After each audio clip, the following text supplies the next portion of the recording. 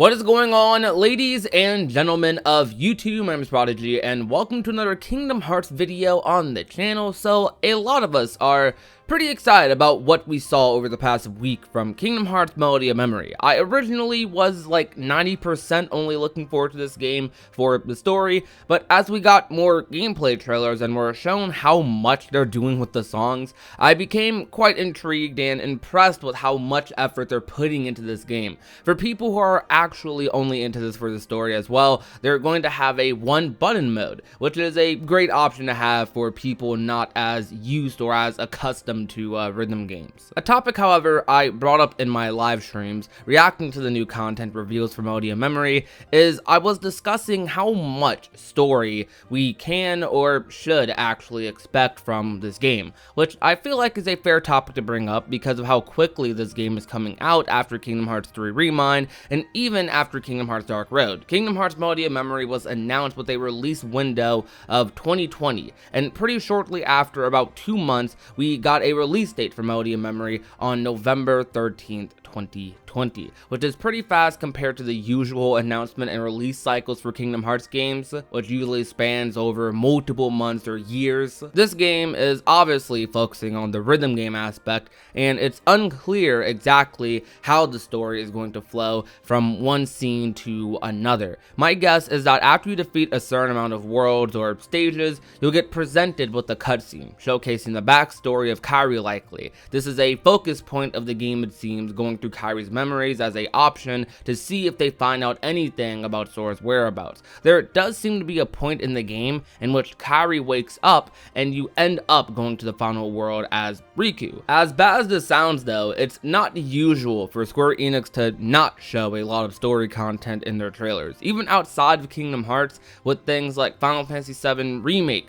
they borderline spoiled or teased some major reveals in the trailers. Even though Kingdom Hearts 3 Remind didn't really spoil much of anything outside the Sora and Yozora encounter, which I feel like was a worthy sacrifice to build up interest, we still got a ton of story in its trailers. Honestly though, I prefer the route Remind took with advertising because it was way less spoiler heavy, and if Melody of Memory turns out to still have a ton of story, I'll be fine with this as well, as I already am, because no matter how much or little we actually get in terms of story from Melody of Memory, we can know that a lot of what we'll get wouldn't have been alluded to or spoiled in trailers, which is something, as I've said, that I have a huge issue with when it comes to Square Enix trailers in general, despite how hype and exciting they are. There's just this feeling I have about Melody of Memory, where this game might not cover as much as some might be expecting, but it will still progress the story. It's mostly due to the game's vague premise along with its gameplay structure.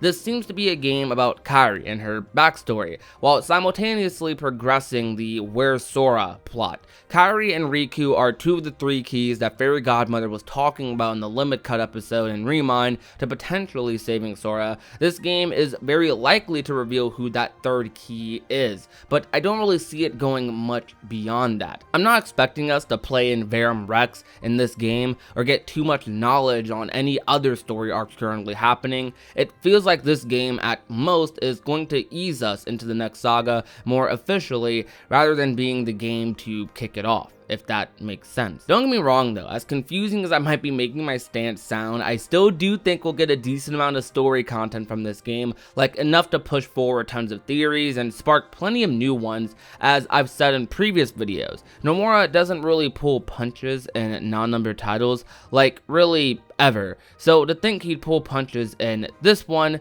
could be a little ridiculous. Though I do think that this game's purpose, its end goal, might be to set up whatever comes after it. I have a feeling this game is going to end off with something huge, but don't expect any major progression of the next saga in this game. That's what I'd say. Although this is our sequel to Kingdom Hearts 3, this game seems like it's going to focus more so on celebrating the music of Kingdom Hearts at its core, which is perfectly fine. This game might mostly be a thing to advertise the Kingdom Hearts 3 soundtrack release, which I think is releasing on the same day as Melody of Memory in Japan, at least on November 11th. This Kingdom Hearts game will likely be one of our more chill ones, and I'm looking forward to that. Should just be a fun game to vibe to until that third team struggle hits.